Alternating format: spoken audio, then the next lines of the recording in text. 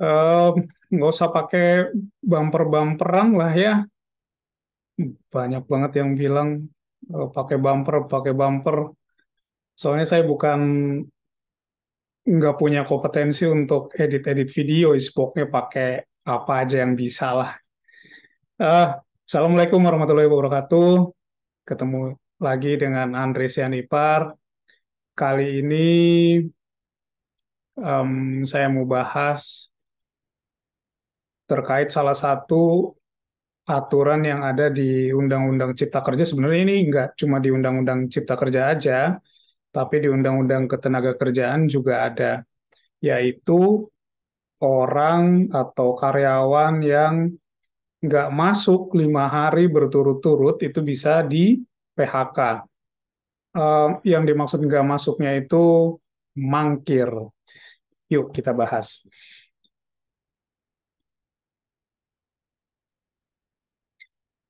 Jadi ini sebenarnya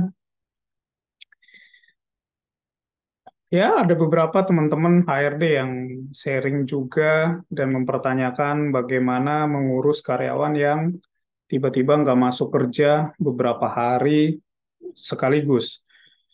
Em, Kebanyakan sih karyawan-karyawan yang baru ya. Kalau karyawan-karyawan lama kayaknya mereka juga berpikir beberapa kali untuk mangkir. Jadi saya mau bahas kali ini adalah mangkir 5 hari bisa kena PHK. Ya, betul. Mangkir 5 hari bisa kena PHK. Teman-teman, karyawan, pekerja, pernah bolos kerja nggak? Rata-rata pernah lah ya. Uh, Sebenarnya di absensi yang dikategorikan oleh HRD itu kan ada izin. eh, Izin itu seperti nggak masuk tapi ada tembusannya lah. Kemudian cuti itu kalau karyawan itu sudah punya hak cuti, maka ketika dia nggak masuk, tetap digaji, nggak dipotong, sorry, tetap digaji, nggak dipotong gaji ya maksudnya, tapi mengurangi hak cutinya. Sakit, biasanya kalau tidak masuk karena sakit, ada surat dokternya, kalau nggak pakai surat dokter ya dipotong gaji atau potong cuti, tinggal pilih aja. Biasanya aturannya begitu. Nah, ada tanpa keterangan. Nah, yang tanpa keterangan ini saya kategorikan mangkir atau bolos kerja. Tanpa keterangan ini gini, misalnya eh, nggak ada sama sekali WA, nggak ada tembusan ke atasan, nggak ada tembusan ke HRD, em, ya pokoknya nggak masuk aja. Tapi beberapa hari dan itu em, berurutan. Jadi nggak hari ini terus lusa lagi enggak, tapi hari ini besok lusa dan seterusnya. Kalau 5 hari dia melakukan itu bolos tanpa keterangan, itu bisa dikategorikan mangkir. Nih teman-teman yang baru lulus fresh graduate harus tahu nih ada aturan yang mengatur hal tersebut. Jangan main nggak masuk aja gitu ya. Ini juga tips buat teman-teman HRD yang memproses personalia atau ketenaga kerjaan. Kalau ada karyawan yang tiba-tiba nggak masuk beberapa hari dan itu berurutan, langsung aja pakai proses eh, PHK dengan dasar mangkir 5 hari berturut-turut. Ada undang-undangnya yang mengatur ini, ada jelas lah. Nggak cuma Ciptaker, tapi dari zaman Undang-Undang Nomor 13 Tahun 2003, hal ini sudah diatur. Tapi saya pakai undang-undang yang terbaru, Undang-Undang eh, Ciptaker. Nah, ini adalah dasar-dasarnya. Di HRD itu apa sih kalau eh, ngomongin landasan hukum ya tentunya ya Undang-Undang Nomor 13 Tahun 2003 tentang tenaga kerja.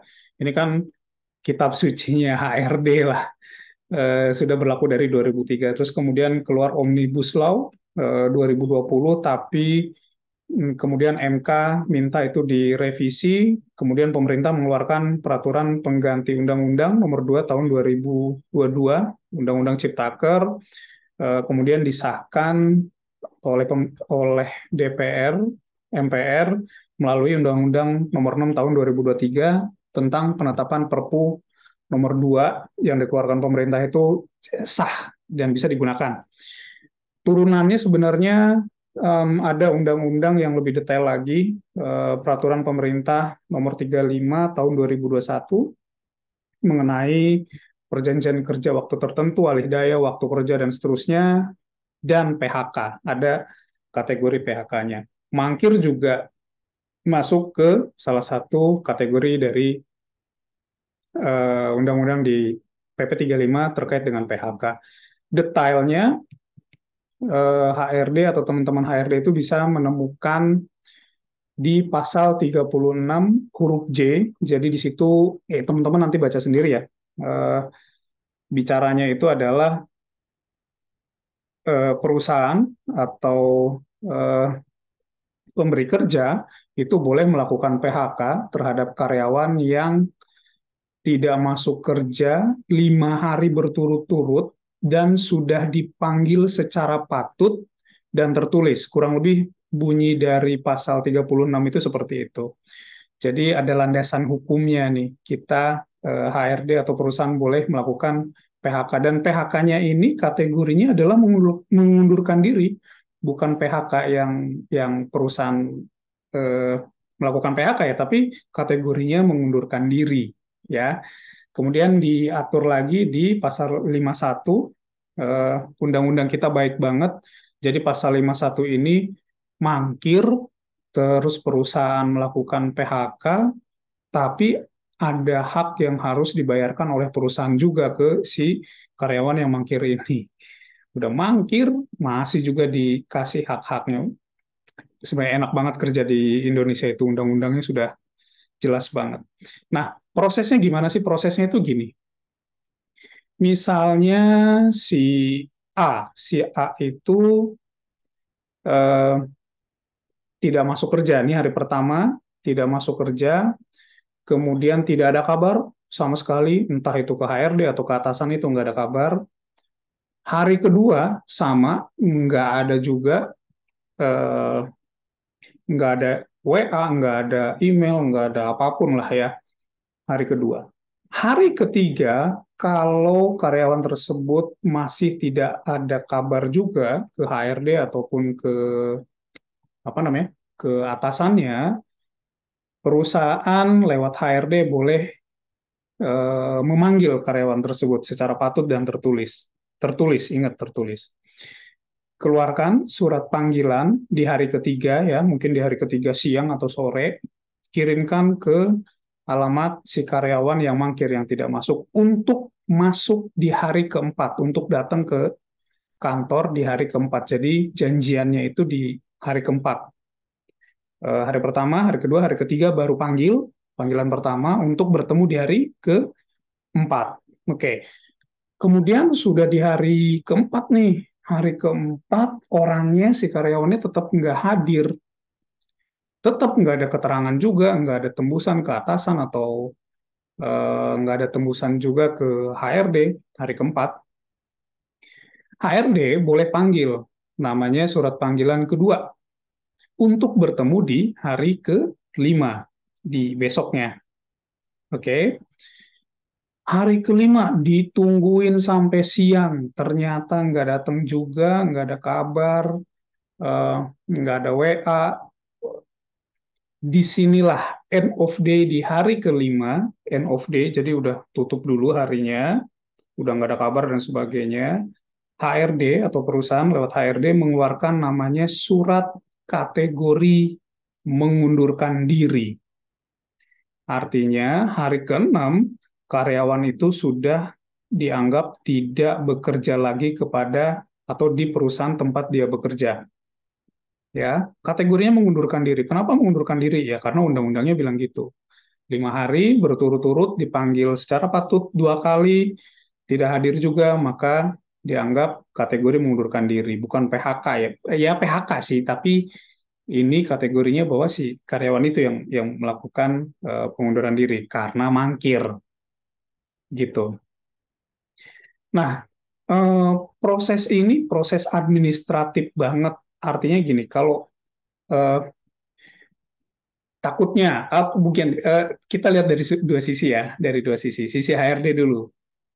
Sisi HRD kan kita harus kuat. Kalau siapa tahu nanti si karyawan itu menuntutnya gini loh, kok em, saya merasa nggak mangkir, apa buktinya saya mangkir? Nah, disinilah kekuatan HRD dalam administrasi.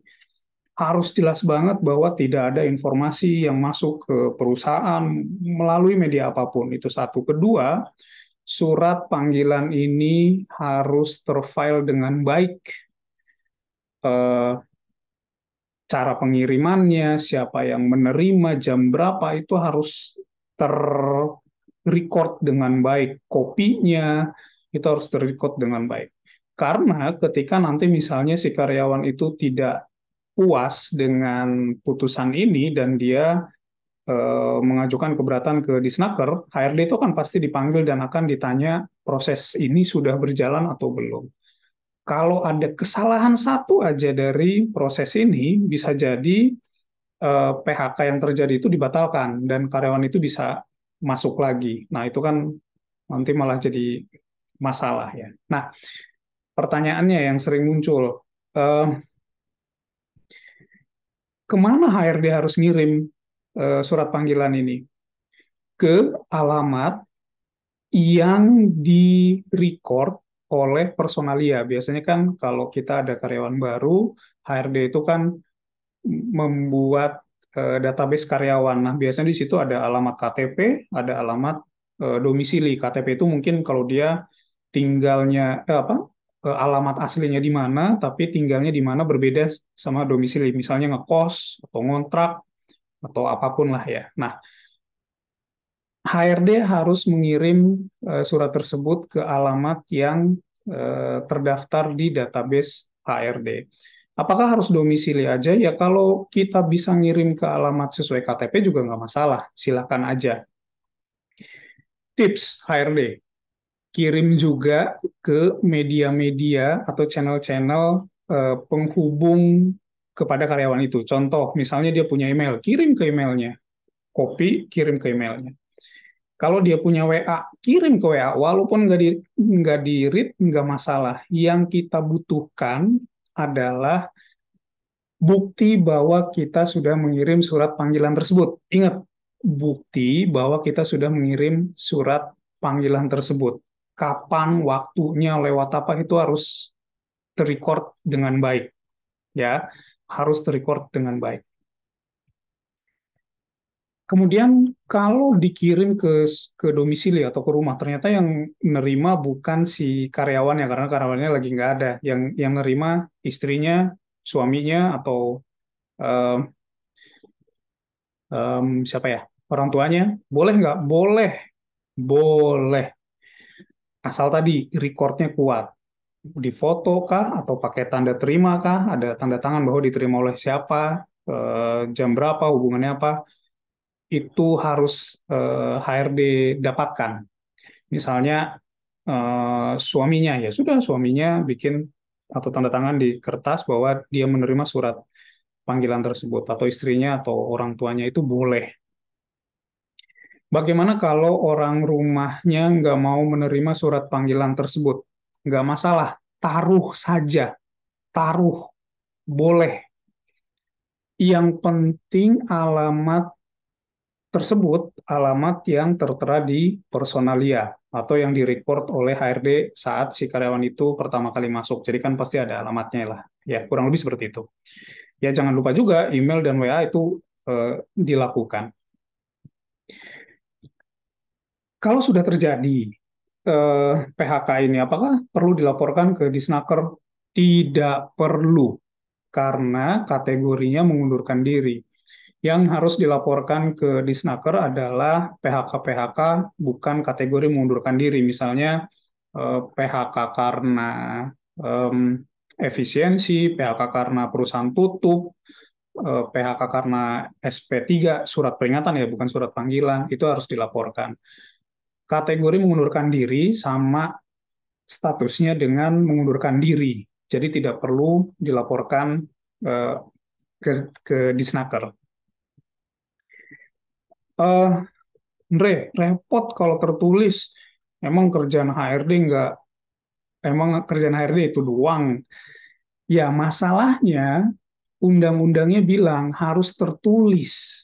Jadi kita ikuti undang-undangnya. Kalau ternyata nanti nggak tertulis dan kita dituntut ke Disnaker, ya kita akan kalah dan bisa jadi PHK tersebut dibatalkan sehingga si karyawan itu bisa masuk lagi. Terakhir yang nggak saya tulis di sini, Andre, saya pernah dengar tuh ada karyawan yang mangkir sampai 1 bulan, tapi kok nggak dipecat-pecat? Ternyata PNS. Cuaks.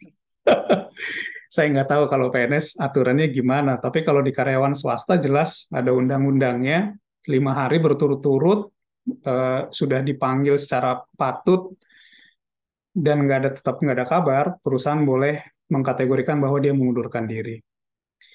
Maksud saya terakhir dari pembahasan ini adalah teman-teman yang baru lulus, yang sudah dapat kerja, jangan sembarangan kalau terkait dengan absensi. Maksud saya ya kalau mau masuk baik-baik ya keluar juga baik-baik. Kalau teman-teman sudah mendapatkan kerja di tempat lain ya ya lakukan proses resign yang sesuai dengan peraturan perusahaan.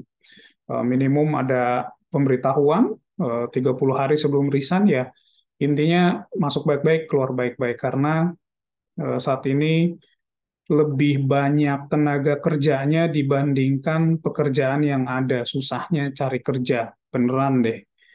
Itu saja dari saya. Kalau Bapak Ibu punya pikiran lain atau mau mengkoreksi informasi yang saya berikan, boleh ditulis di kolom komentar atau ada pembahasan lain yang ingin Bapak Ibu atau teman-teman ketahui, monggo silahkan di komen aja di kolom komentar. Terima kasih, semoga bermanfaat. Assalamualaikum warahmatullahi wabarakatuh. Terima kasih. Bye-bye.